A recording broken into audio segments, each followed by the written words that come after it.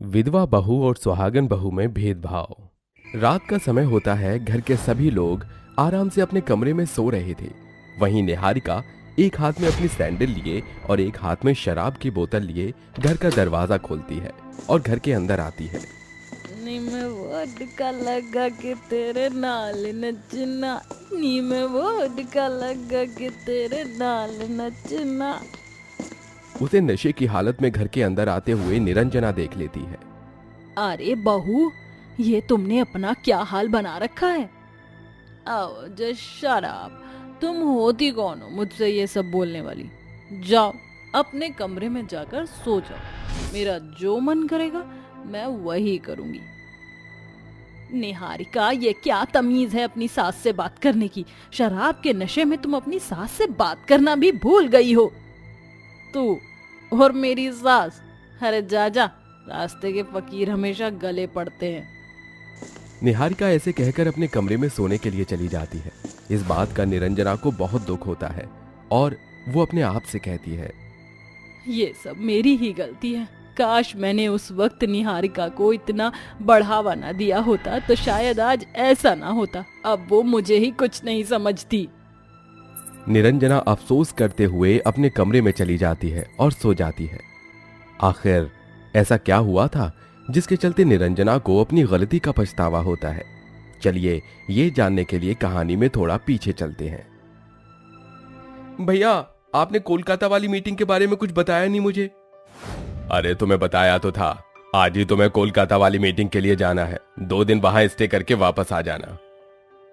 रिहान ये सुनकर अपनी पत्नी सौम्या से कहता है, सौम्या जाओ अपना और मेरा सामान पैक कर लो, हमें कोलकाता निकलना है आज ही। तुम्हें सौम्या को ले जाने की क्या जरूरत है? जहां तुम्हें अकेले जाने का काम है तो वहां डबल खर्चा लगाने जा रहे हो। हाँ हाँ, सही कहा, इसी बहाने पैसे तो बचेंगे। और वैसे भी तुम अभी तो हनीमून से आए ही हो, फिर दोबारा तुम्हें बाहर जाना है। रिहान ये बात सुनकर शर्मा जाता है, जिसके बाद वो अकेला ही कोलकाता के लिए निकल जाता है। उसके जाने के बाद सब कुछ ठीक ठाक चल ही रहा था। जैसे ही उसके 2 दिन खत्म हो जाते हैं और वो वापस आ रहा होता है, आते समय उसकी फ्लाइट क्रैश हो जाती है। माँ जी, रेहान जी सुबह की फ्लाइट से निकले थे। दोपहर तक उन्हें आ जाना चाहिए था, लेकिन शाम हो गई है और मैं अभी तक उनको कॉल करती जा रही हूँ, पर वो मेरा फोन ही नहीं उठा रहे। अरे बहू, घबरा क्यों रही है? आ ही रहा होगा, क्या पता किसी जरूरी काम से रास्ते में ही रुक गया हो। तभी निहारिका आती है और कहती है, माँ जी, माँ जी, अभी अभी रंजीत जी का कॉल आया था। उन्होंने मुझे बताया कि रेहान की फ्लाइट क्रैश हो गई और मरने वालों की लिस्ट में उसका नाम भी है। ये सुनते ही सौम्या के पैरों तले जमीन खिसक जाती है और निरंजना फूट फूट कर रोने लगती है। दोनों सास और बहू का बहुत बुरा हाल हो गया था। रंजीत हॉस्पिटल से रेहान की डेड बॉडी ले आता है, जिसके बाद घर के सभी लोग मिलकर रेहान का अंतिम संस्कार करवा देते हैं। लेकिन रेहान के जाने के बाद सौम्या की जिंदगी बर्बाद हो जाती है और उसे विधवाओं की तरह जीना पड़ता है। यहाँ खड़ी खड़ी क्या कर रही है? क्या तुझे घर के काम दिखाई नहीं देते? काम ही तो कर रही हूँ माँ जी। तभी निहारिका आती है और कहती है, आज मेरी तबीयत खराब है सौम्या, मेरे हिस्से का काम भी तुम कर लेना। लेकिन जेठानी जी, तबीयत तो मेरी भी खराब है, ऊपर से मेरे पास तो दवाई भी नहीं है। ओहो, देखो तो सही, सियानी मुर्गी को कितनी तेज बन रही है। चुपचाप घर के सारे काम तू ही कर, मेरी बहू कोई काम नहीं करेगी इस घर के अंदर। निरंजना ऐसा कहकर अपनी बड़ी बहू निहारिका को वहां से ले जाती है। चल बहू, तू चलकर अपने कमरे में आराम कर ले और मैं तेरा सर दबा देती हूँ। निरंजना निहारिका को ले जाती है, जिसके बाद सौम्या की आंखों में आंसू आ जाते हैं और वो वहीं खड़ी हुई रोते हुए अपने पति रेहान को याद करने लगती है। अजी, आप मुझे छोड़कर क्यों चले गए? आपके जाने के बाद सब कुछ बदल गया है। इस घर के अंदर मुझे कोई कुछ नहीं समझता। वापस लौट आओ। काश आप वापस लौट आ पाते और सब कुछ पहले की तरह ठीक हो जाता। ऐसे ही दिन प्रतिदिन निरंजना के साथ साथ निहारिका भी सौम्या के ऊपर अत्याचार करती रहती है। वहीं निहारिका को अपनी सास से मिला हुआ बढ़ावा उसे गलत दिशा में ले जाने लगता है। अरे बहन, तुम ये कैसी बातें कर रही हो? भला मैं पार्टी में कैसे जाऊंगी? मेरे पास तो ढंग के कपड़े भी नहीं है। कपड़ों की चिंता क्यों करती है, मेरे पास बहुत सारे कपड़े। तू बस यहाँ से आओ और मेरे घर पर चेंज कर लो, उसके बाद हम पार्टी में चलेंगे। निहारिका घर से तो नॉर्मल तरीके से निकल जाती है, लेकिन जब वो शेफाली के घर पर पहुंचती है तो वहां उसकी शॉर्ट ड्रेस पहन लेती है और उसके बाद वो शेफाली के साथ एक क्लब में चली जाती है। यार तू क्लब में आई है और तूने एक भी ड्रिंक नहीं ली। यार मैं कैसे ले लूं, मेरे घर पर किसी को पता चला तो मुझे बहुत डांट पड़ेगी। जिंदगी दोबारा नहीं मिलेगी मेरी जान। चल 2 घूंट मार और साथ में ठुमका भी लगा। शेफाली के इतना कहते ही डीजे पर गाना बजने लगता है। देखा ना, अब तो गाना भी तेरी ही धुन को चल रहा है। 2 पैग मार और भूल जा। शेफाली की बात मानकर निहारिका 2 पैग मार लेती है, जिसके बाद उसे बहुत नशा हो जाता है और वो डीजे फ्लोर पर खूब नाचती है। इसी प्रकार अब उसे रोजाना क्लब और पार्टी की आदत पड़ जाती है। अपनी बड़ी बहू को बिगड़ते हुए देख निरंजना एक दिन उससे कहती है, बहू मैंने कितनी बार देखा है कि रात के समय तुम देर रात से आती हो और खूब शराब के नशे में होती हो। ये सब इस घर में नहीं चलेगा।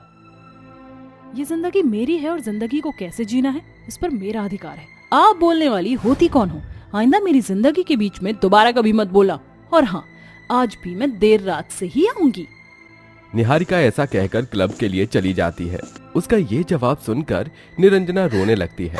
तभी वहाँ सौम्या आती है और उसे शांत करवाते हुए कहती है, माँ जी आप रोती क्यों हो? सब कुछ ठीक हो जाएगा, परेशान होने की कोई जरूरत नहीं है। मुझे माफ कर दे बहू, मैंने तेरे ऊपर बहुत अत्याचार किए। आज मुझे अपनी गलती का पछतावा है, लेकिन अब मुझे समझ नहीं आता कि मैं अपनी बड़ी बहू को सही रास्ते पर कैसे लेकर आऊं। तभी सौम्या निरंजना के कान में उसे एक सुझाव देती है। आइडिया तो बहुत अच्छा है, जा बहू जल्दी से मेरा फोन लेकर आओ।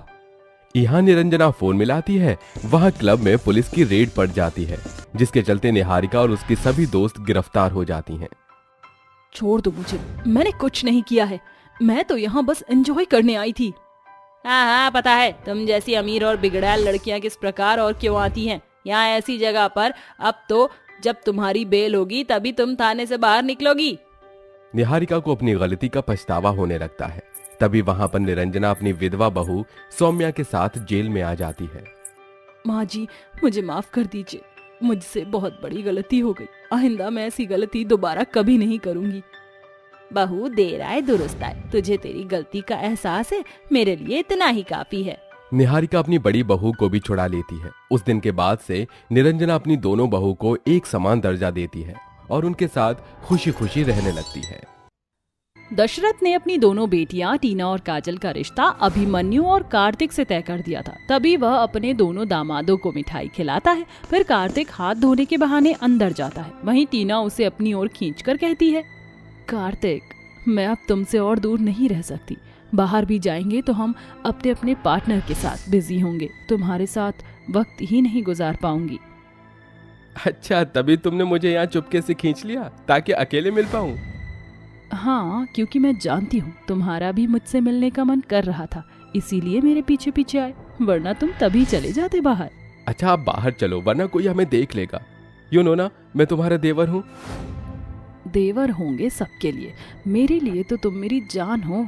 मैं तुमसे प्यार करती थी, मैंने पापा से तुम्हारे लिए रिश्ता मांगा था, लेकिन उल्टा ही हो गया। मेरा रिश्ता तुम्हारे बड़े भाई के साथ कर दिया और मेरी सौतेली बहन का तुम्हारे साथ। उससे तो मैं वैसे भी चिढ़ती हूँ और अब तो और गुस्सा आएगा। कोई बात नहीं जान, ऐसे न सही तो वैसे ही सही, रहेंगे तो एक ही घर में, तो कर लिया करेंगे मजे बाहर जाकर। अरे दोनों बच्चे तुम कहाँ रह गए? वो तुम्हें बुला रहे हैं। दशरथ की आवाज सुनकर वह दोनों कार में पहुंच जाते हैं। कुछ देर बाद चारों एक रेस्टोरेंट में आकर आइसक्रीम का मजा लेते हैं। तभी टेबल के नीचे कार्तिक टीना का हाथ पकड़ लेता है और वो उसे आंखें दिखाती है। क्या हुआ टीना, तुम अनकंफर्टेबल हो क्या? हम दूसरे रेस्टोरेंट में चलें? नहीं नहीं अभिमन्यु, ऐसा कुछ भी नहीं है, हम ओके। बहुत अच्छा लग रहा है, ऐसे ही शादी से पहले, उसके बाद तो हम हस्बैंड वाइफ बनकर आएंगे। हाँ जान, ये तो है। तुम तीनों में से किसी को कुछ और ऑर्डर करना है? पिज्जा, कोल्ड ड्रिंक, कुछ भी? नहीं, हो गया। अभिमन्यु, मैं सोच रही थी शादी के बाद हम किसी रिजॉर्ट में चलते हैं चारों। अच्छा आइडिया है, टाइम स्पेंड कर लेंगे। हाँ, मुझे तो ये आइडिया अच्छा लगा। ठीक है, तो शादी के बाद हम वहीं चलेंगे। मैं तो बहुत एक्साइटेड हूँ बहन। हम दोनों बहनों की एक साथ एक ही मंडप में शादी हो रही है और एक ही घर में जाएंगे। हाँ काजल, इस तरह से दोनों कपल एक साथ टाइम स्पेंड करते हैं, पर कुछ दिनों में उन दोनों की शादी हो जाती है। कविता अपनी दोनों बहू का गृह प्रवेश करती है, टीना आगे बढ़ जाती है। वहीं काजल अपने ख्यालों में डूबी हुई थी। उसकी शक्ल देखकर कविता मुंह बनाकर कहती है, अरे ओ काली बहुरिया, क्या अपने मन में मंत्र पढ़ रही हो? गोरी बहू तो आगे बढ़ गई, तुम क्यों अभी तक यहीं खड़ी हो? चलो अंदर। मुझे तो ये समझ नहीं आता, एक बाप की एक गोरी बेटी और दूसरी काली क्यों है?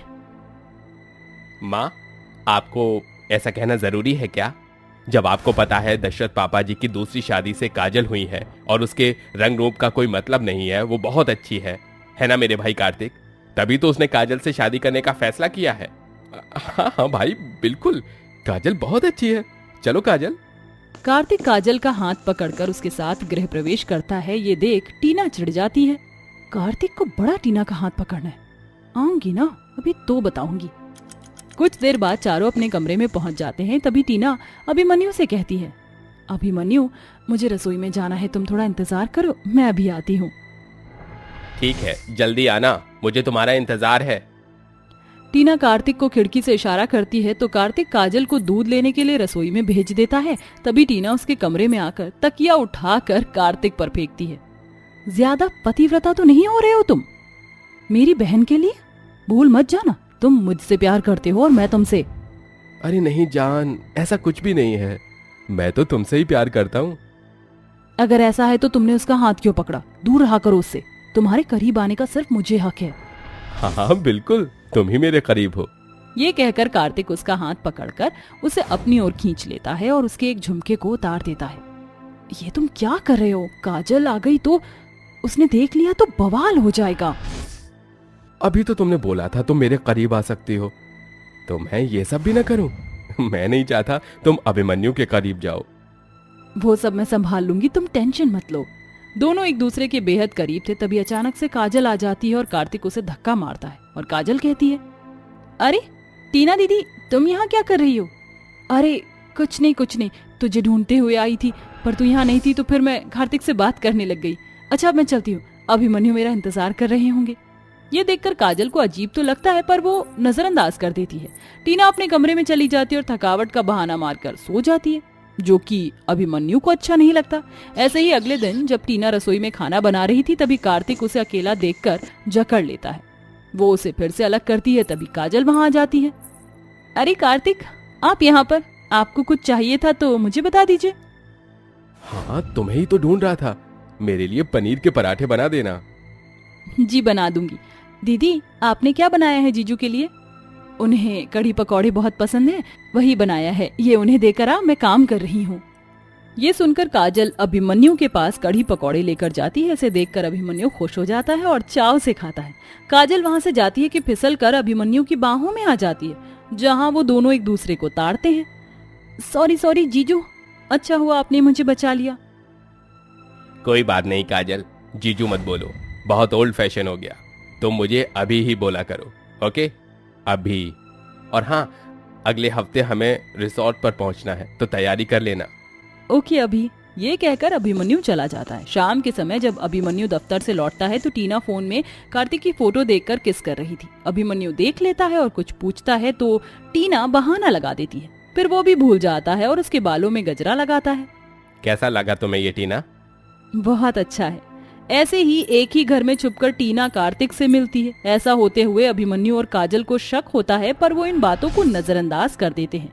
2-3 दिन बाद सभी रिजॉर्ट में पहुंच जाते हैं, जहां अपने अपने पति के साथ वो बहुत फोटो खींचती हैं, टाइम स्पेंड करती हैं, एक साथ डिनर करते हैं। वाओ, ये रिजॉर्ट तो बहुत अच्छा है। हाँ, बहुत मजा आया। मैं लेकिन बहुत थक चुका हूँ, सोने जा रहा हूँ। चलो जाकर सो जाते हैं। ये कहकर कार्तिक आंखों ही आंखों में टीना को अपने पास बुलाने का इशारा देता है। फिर चारों अपने रूम में चले जाते हैं। कार्तिक और टीना अपने अपने पार्टनर को बेवकूफ बनाकर पूल में एक दूसरे से गले लगते हुए मिलते हैं। काजल अपने पति को बेड पर ना पाकर खिड़की से बाहर की ओर झांकती है, जहां उसे अपनी गोरी बहन सौतन के रूप में पति के साथ दिखती है।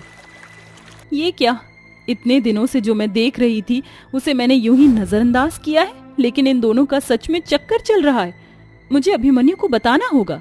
काजल अभिमन्यु को लेकर स्विमिंग पूल की ओर पहुंच जाती है। ये नजारा देखकर अभिमन्यु जोर से टीना का नाम लेता है। टीना, ये सब करने की तुम्हारी हिम्मत कैसे हुई? मेरी पत्नी होकर मुझसे ही दगाबाजी करी। अरे कुछ नहीं तो एक बार अपनी बहन के सुहाग के बारे में तो सोच लेती। क्यों सोचूं मैं? और इसके लिए और मुझे किसी हिम्मत की जरूरत नहीं, ना ही मुझे शर्म करने की जरूरत है। मैं कार्तिक से बहुत प्यार करती हूँ, वो भी पहले से। गलती से हमारा रिश्ता ऐसे जुड़ा जिसकी वजह से हमें छुप छुप कर मिलना पड़ा। वाह दीदी, तुम तो मेरी सौतन बन गई। अगर ऐसा ही था तो शादी होने से पहले बता देती। 4 जिंदगी बर्बाद करने का हक तुम्हें किसने दिया? देखो, हम दोनों तुमसे माफी मांगते हैं, लेकिन एक दूसरे से दूर नहीं रह सकते। ठीक है, आप दोनों साथ रहो, पर अब मेरा क्या होगा? मैं किसके सहारे जीऊंगी? कौन मुझे अपनाएगा? मैं हूं ना काजल। क्या तुम मुझे पसंद करती हो? मुझसे शादी करना चाहोगी? ये सुनते ही काजल अभिमन्यु के गले लग जाती है। ये देखकर वो दोनों भी खुश हो जाते हैं और अब दोनों बहनों को अपना असली जीवन साथी मिल गया था, जिसके बाद वो दोनों बहन अपने जीवन साथी से दोबारा शादी करती हैं और खुशी खुशी रहने लगती हैं। रवीना ने अभी कुछ दिनों पहले ही अपने दोनों बेटों की शादी की थी। उसकी एक बहू काली और दूसरी गोरी थी, लेकिन इस बात को लेकर ना ही रवीना और ना ही बहुएं आपस में कोई भी भेदभाव करती थी। अरे कब से ये इतनी तेज बारिश हुए जा रही है? अगर ये नहीं रुकी तो हमारी सारी फसल बर्बाद हो जाएगी। एक तो पहले ही घर की आर्थिक स्थिति अच्छी नहीं है, ऊपर से इस तेज बारिश ने और टेंशन दे रखी है। रवीना के दोनों बेटे खेती बाड़ी का काम करते थे। उनके पास खेती के लिए जमीन बहुत कम थी, जिसकी वजह से रवीना के घर में पैसों की किल्लत रहती थी। एक दिन रवीना का बेटा रोहित अपना उदास मुंह लिए घर आता है। क्या हुआ बेटा, तू परेशान है? माँ, सब खत्म हो गया, बर्बाद हो गया, अब हम क्या करेंगे? क्या हुआ है, तू मुझे खुलकर बता। जेठ जी, आप ऐसे क्यों बोल रहे हो? माँ, 3 दिन की लगातार बारिश ने हमारी फसल को बिल्कुल खराब कर दिया है। कुछ नहीं बचा, पूरी फसल गल गई माँ। हे भगवान, ये क्या हो गया? अब मैं अपने परिवार को क्या खिलाऊंगा?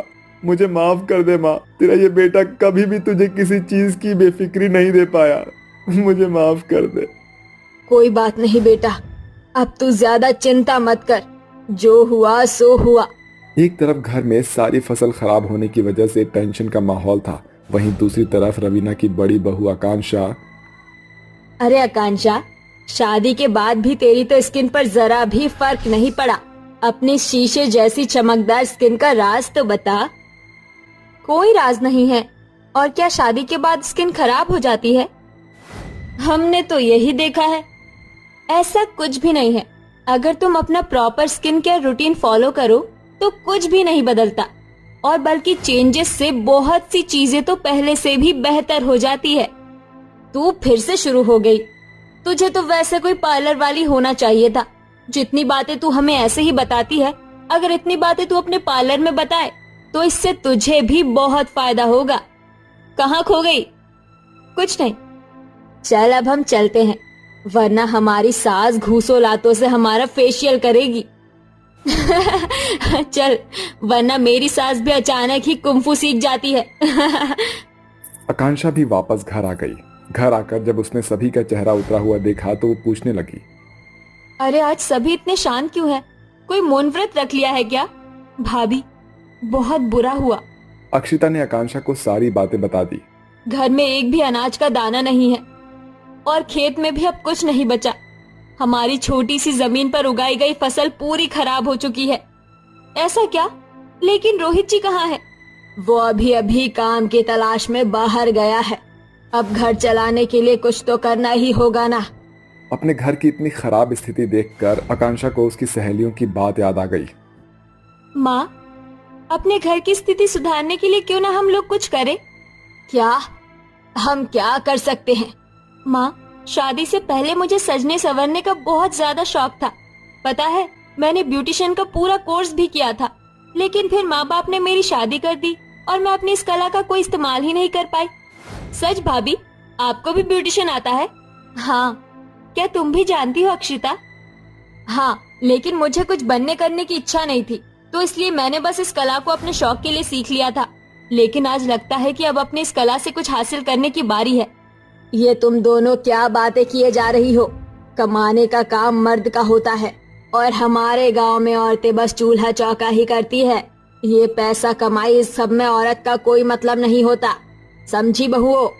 माँ, ये पुरानी सोच अब आप भुला दीजिए। और किसने कहा कि पैसा कमाना सिर्फ आदमी का काम है? अब जमाना बदल रहा है। हर फील्ड में जितने मर्द हैं उतनी ही औरतें भी हैं। तो प्लीज आप हमें मत रोकिए। अगर हम अपनी इस कला को अब भी काम में ना ला पाए तो फिर क्या फायदा? जेठानी जी ठीक कह रही है माँ, हमें बस एक मौका देके देखिए। हम अपना काम पूरी मेहनत के साथ करेंगे और अपने हालातों को बदल देंगे। अपनी बहुओं की बात सुनकर रवीना मान गई और बोली, ठीक है, तुम इस काम को कर लो, लेकिन हाँ याद रहे, अगर इन सब में से 3 महीने में कुछ फायदा नजर नहीं आया तो मैं तुम्हें ये काम नहीं करने दूंगी। दोनों बहुओं ने अपनी सास की बात मान ली। ब्यूटी पार्लर को चलाने के लिए तो बस 1 महीना काफी होता है। अगर तुम्हारी कला लोगों को पसंद आ गई तो फिर तुम्हारी कमाई होने से कोई नहीं रोक सकता। वो सब तो ठीक है, लेकिन मैं ये सोच रही थी कि हम पार्लर खोलेंगे कहाँ? सही कहा, इस बारे में तो मैंने कुछ सोचा ही नहीं। घर तो हमारा बहुत छोटा है, हम ये काम यहाँ नहीं कर सकते, लेकिन कोई तो जगह होगी। सोच अक्षिता सोच। आइडिया भाभी, जगह मिल गई। कहाँ? भाभी, क्यों ना हम अपना ब्यूटी पार्लर गांव के बीचों बीच बड़े वाले बरगद के पेड़ के नीचे खोले? इससे हम सभी की नजरों में भी आ जाएंगे और वो जगह भी अच्छी है। आइडिया तो अच्छा है, ठीक है, हम ऐसा ही करेंगे। फिर क्या था, दोनों बहुएं मेहनत से अपने पार्लर खोलने की तैयारी में जुट गई। उन्होंने पेड़ के नीचे एक बड़ा सा शीशा रखा और एक लकड़ी की कुर्सी। पेड़ की किनारियों पर उन्होंने अपने ब्यूटी प्रोडक्ट सजाए और वहीं बैठकर ग्राहकों के आने का इंतजार करने लगी। भाभी, गांव में मेकअप और स्किन केयर का क्रेज बहुत कम होता है, तो क्या यहाँ पर कोई आएगा? किसने कहा कि कम है?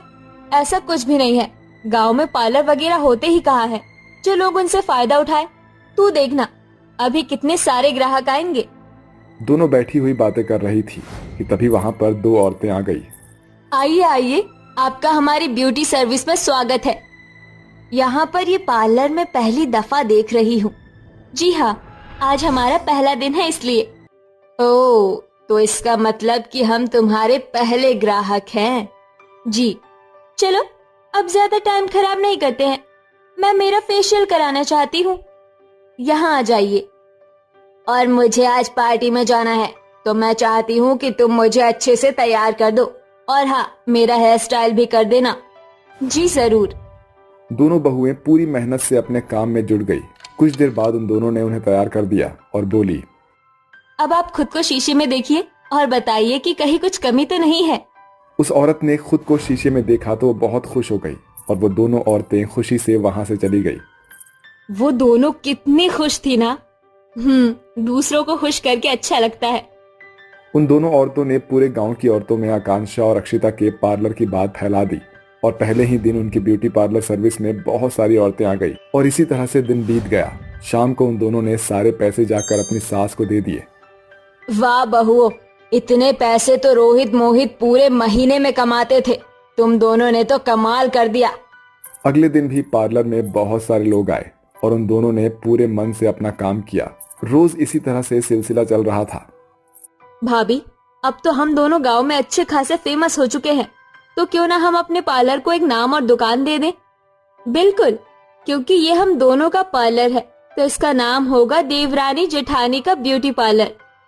जरूर। उन दोनों ने बाजार में एक दुकान खरीदी और फिर वहां पर अपना काम जारी किया। अक्षिता और आकांक्षा का काम अब बहुत अच्छा चल चुका था। उनके दिन भी अब पूरी तरह से बदल चुके थे और सब कुछ ठीक हो गया था और इसी तरह से वो लोग खुशी खुशी रहने लगे।